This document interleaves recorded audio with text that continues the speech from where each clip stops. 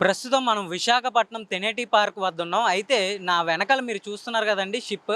అది 2020లో బంగ్లాదేశ్ నుంచి వచ్చింది. అంటే బంగాళాఖాతంలో ఏర్పడిన తుఫాన్‌కి అది బంగ్లాదేశ్ నుంచి కొట్టుకొని ఇక్కడికి వచ్చేసింది. అయితే 2020 తర్వాత బంగ్లాదేశీయులు దీన్ని తీసుకెళ్ళే ప్రయత్నం చేసినప్పటికీ ఇది కుదరలేదు. అయితే మొత్తానికి Andhra Pradesh travelling and tourism department వారు దీని ఒక ఫ్లోటింగ్ రెస్టారెంట్‌ని చేద్దామని ఇది చెప్పి 2 సంవత్సరాలు కావస్తుంది. అయినా ఇప్పటికీ దీని మీద ఎటువంటి చర్యలు తీసుకోలేదు. కేవలం ఒక పెయింట్ వేసి దాన్ని అలా వదిలేయడం జరిగింది. దీన్ని డెవలప్ చేసి టూరిస్టులకు మరింత అట్రాక్షన్ స్పాట్‌గా మార్చాలనే ఉద్దేశంతో ఇక్కడ కొంతమంది టూరిస్టులు కోరుకుంటున్నారు. అయితే అసలు వాళ్ళ అభిప్రాయం ఏంటి? ఏ విధంగా ఫీల్ అవుతున్నారు? దీన్ని డెవలప్ చేస్తే ఎలా ఉంటుంది? వాళ్ళ ఉద్దేశం ఏంటన్నది వాళ్ళనే అడిగి తెలుసుకునే ప్రయత్నం అయితే చేద్దాం.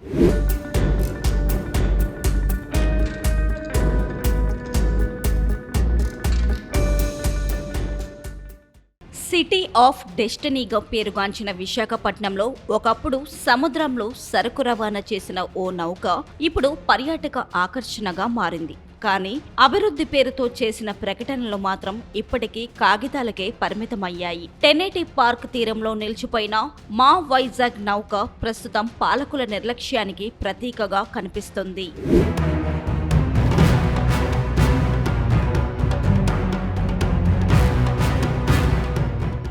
మేము తెలంగాణ నుండి వచ్చినాం. ఇప్పటికి 3 సార్లు దీంతో వచ్చుడు. ఎప్పుడు వచ్చినా ఇది ఇక్కడనే ఉంటుంది. దీన్ని ఆలోచించి వాళ్ళు ఏమైనా చేస్తే నాలాంటి వాళ్ళు కూడా ఇంకా సంబరపడతారు కదా. కొట్టుకొచ్చిన దానికి కూడా ఫలితం ఉంటుంది. దాన్ని కూడా నీట్గా ఉంచకపోతే ఎట్లా కొట్టుకొచ్చింది అట్నే ఉంటుంది. దీన్ని కూడా చూస్తే నాలాంటి వాళ్ళు ఇంకా ఎక్కించలు వస్తారు కదా. విశాఖ తీర అందాలకు మరో ప్రత్యేక ఆకర్షణగా నిలిచిన మా వైజాగ్ నౌక ఇప్పుడు నిర్లక్ష్యానికి నిలువెత్తు ఉదాహరణగా మారింది. 2020 అక్టోబర్లో బంగాళాఖాతంలో ఏర్పడిన భారీ తుఫాను ప్రభావంతో ఈ బంగ్లాదేశ్కు చెందిన సరుకు రవాణా నౌక లంగరు తెగి విశాఖ తీరానికి కొట్టుకొచ్చింది. తెనేటి పార్క్ సమీపంలోని రాళ్ల మధ్య చిక్కుకుపోయిన ఈ నౌకను తిరిగి సముద్రంలోకి తరలించేందుకు మొదట ప్రయత్నాలు జరిగాయి. అయితే సాంకేతిక సమస్యల కారణంగా అది సాధ్యం కాదని అధికారులు తేల్చేశారు. దీంతో యజమానులు నౌకను అక్కడే వదిలేశారు.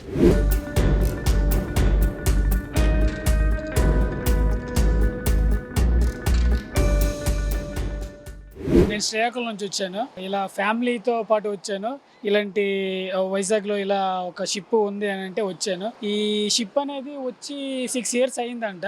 సో దీన్ని చూడడానికి వచ్చాము. గవర్నమెంట్ ఇలాంటివన్నీ డెవలప్ చేస్తూ ఉంటే మరి కాస్త టూరిస్ట్ని అట్రాక్ట్ చేయడానికి కానీ ఏదైనా ప్రభుత్వం నుంచి సహకారం ఏదంటే ఇలాంటివి ఏదైనా హోటల్గా మార్చడం కానీ లేకపోతే ఏదైనా పార్క్గా మార్చడం కానీ ఏదో ఒకటి చేస్తే అది టూరిస్ట్ని అట్రాక్షన్గా ఉంటుంది అనేసి ఒక టూరిస్ట్గా నా అభిప్రాయం. ఇప్పుడు టూరిస్టులు అంటే ఏంటి, ప్లేస్లు అనేవి అందంగా ఉంటే చూడడానికి మ్యాక్సిమం వస్తారు కదా. సో గవర్నమెంట్ ఏంటనేది ఇలాంటి ప్లేస్లు అనేవి మనకి ఉన్నాయి, డెవలప్ చేయడానికి ఉన్నాయి. ఇలాంటివన్నీ డెవలప్ చేస్తే మరి కాస్త టూరిస్టులని అట్రాక్ట్ చేయొచ్చు. సో ఇది ప్రభుత్వం దృష్టికి వెళ్తే ఎంతో మంచిది. సో అది నా అభిప్రాయం అయితే ఊహించని విధంగా ఈ వాడ పర్యాటకులను ఆకర్షించడం ప్రారంభించింది.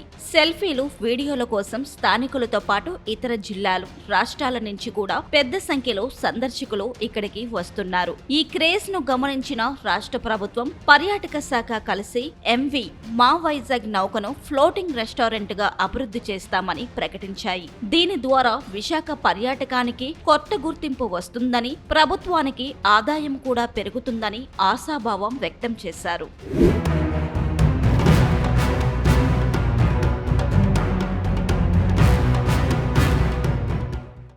నా పేరు మాధరాజు. ఇది ఏదైనా హోటల్ కానీ రెస్టారెంట్ కానీ పెట్టడం, లేకపోతే లోపల ఉన్న జనాలు వెళ్ళి స్టే చేయడం, ఇటువంటి వాడితే గవర్నమెంట్కి డబ్బులు వస్తుంది. జనాలకు చూసే వాళ్ళు కూడా లోపల వెళ్ళి వస్తున్నట్టు అనిపిస్తుంది. ఇది దగ్గర 2-3 years పెట్టి చూస్తున్నాను. నేను చూస్తాను.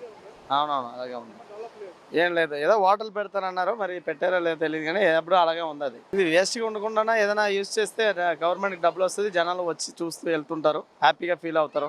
కానీ ప్రకటనలు చేసి 2 ఏళ్లు దాటుతున్నా పనులు మాత్రం ముందుకు సాగడం లేదు. ప్రస్తుతం నౌకకు రంగులు వేసినంత మాత్రాన అభివృద్ధి జరిగిపోయిందనే పరిస్థితి కనిపిస్తుంది. ప్రతిరోజు వేలాది మంది సందర్శకులు వస్తున్న ఈ ప్రాంతాన్ని సరైన ప్రణాళికతో అభివృద్ధి చేస్తే విశాఖ టూరిజంకి ఇది పెద్ద ఆదాయ వనరుగా మారుతుందని పర్యాటకులు అభిప్రాయపడుతున్నారు.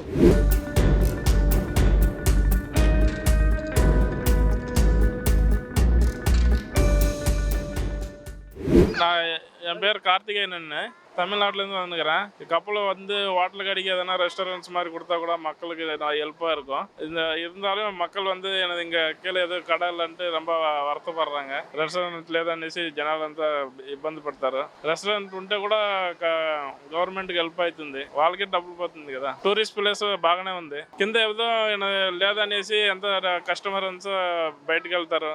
కింద వాటిలో రెస్టారెంట్స్ ఉంటే కొంచెం బాగుంటుంది, గవర్నమెంట్కి డబ్బులు వస్తుంది.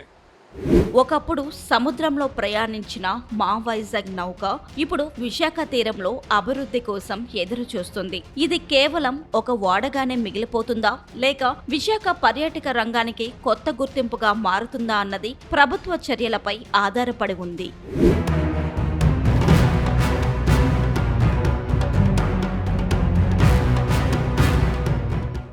విన్నారు కదండి, ఇక్కడికి వచ్చిన సందర్శకులు ఏం చెప్తున్నారో. ఈ షిప్ని డెవలప్ చేస్తే దీనివల్ల మరింత సందర్శకులు పెరుగుతారు. అదే విధంగా దీనివల్ల ప్రభుత్వానికి చాలా ఆదాయం వచ్చే అవకాశం ఉందనేసి చెప్తున్నారు. ఇక్కడికి వస్తున్న సందర్శకులు కేవలం ఆంధ్రప్రదేశ్ విశాఖపట్నం మాత్రమే కాదు, తమిళనాడు, తెలంగాణ, రాజస్థాన్ ఇలా ఇతర రాష్ట్రాల నుంచి కూడా వస్తున్నారు చాలా వరకు. వారందరూ కోరుకునేది ఒకటే, ఇక్కడ షిప్ని డెవలప్ చేయండి, దీన్ని ఒక రెస్టారెంట్గా మార్చండి, లేదా ఒక ఫ్లోటింగ్ రెస్టారెంట్ అవని ఏదో ఒక విధంగా దీని ఒక టూరిస్ట్ అట్రాక్షన్ స్పాట్గా మారిస్తే మరింత సందర్శకులు పెరుగుతారు అనేసి కోరుకుంటున్నారు. కెమెరామెన్ ప్రేమ్తో Tarun, VBC on TV, Visakhapatnam.